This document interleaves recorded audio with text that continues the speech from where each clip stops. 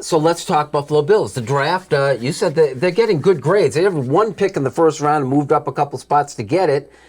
But I so trust Brandon Beane. I do, and that's what. And the Bills over the last 4 or 5 years or so have built this tradition of being great at the draft. They've been able to add depth. I love the running back out of Georgia. I really believe that James Cook's going to be a good addition to this team. I am so happy they were able to pick him up, but they went defense, offense, punter, defense, offense, defense. I mean, they went through. I will not say that. I wait till wait till he makes the team. Although he's a 6th round punter, but I think that they were able to add sprinkle a little bit of defense, get to the secondary, make sure you got your line taken care of, offense, defense, linebacker. They got everything, I think. Yeah, I mean, what I find most interesting is for the last 3 years, that second corner spot has been a hole for the Bills. 2 drafts previous, they've passed it over, went in different directions. And look, you didn't need to spend all the picks you did on the defensive line they had the last couple of years. You could have went corner. Why was it this year they decided this is what we have to address? Did they Well, Beane said it, right? He said everyone from my daughter on up was telling me I got to draft a quarterback. Yeah, but what do they say? Bill Polian once said, if you draft what the fans want, you'll be sitting with the fans soon. Look, I like the pick, right? I think the kid can play Elam. I think you also might have gotten a steal where he was because he was hurt last season, which pushed him down draft boards. That being said, is it no faith in Dane Jackson, right? Do you not like Teron Johnson in that spot? Do you want to keep him in the nickel? I'm glad they did it. It makes me worry about how they think the status of Tre'Davious White is going to be for opening day, for the first month of the season.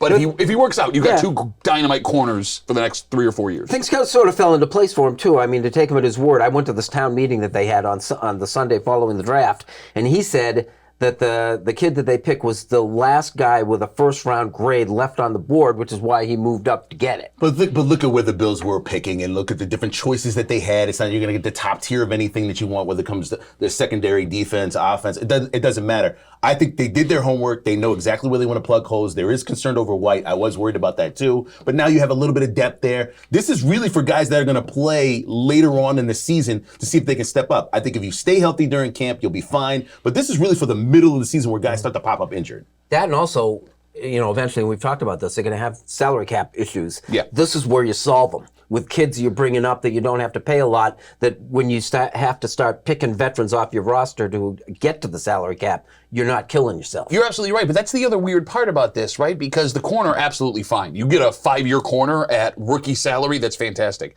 Running back, Cook is not a 4-down or 3-down running back. He's not. So Singletary's off the roster next year. Moss is off the roster the year after. So you're going to draft another running back to be your bell cow guy. And then when it comes to linebacker, you drafted a linebacker as he's a clone of Matt Milano. Matt Milano's under contract. Edmonds is not.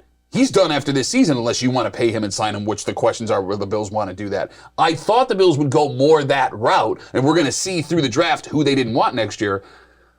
It's still a mystery to me based on who they were picking this season. But this draft was a defensive draft. I mean, look at all the players that went in the first round early. This was the draft to try to do that and build up. That's what the defense is for the Bills. It's amazing already. You're just adding players that for the possibility of a year or two down the line. Yeah, and it is funny, like the impact of a draft, especially into a team as strong as the Bills, it's almost like it doesn't matter. Well, that's what's so funny, right? And nobody after the 4th round pick has a guarantee making this roster. Hell, last year, they had 2 guys that they drafted who they put on the practice squad that were picked. They essentially drafted 2 players for other teams with those draft picks, which is why I also thought the Bills would be more aggressive in the 1st, 2nd, and 3rd round trying to get up.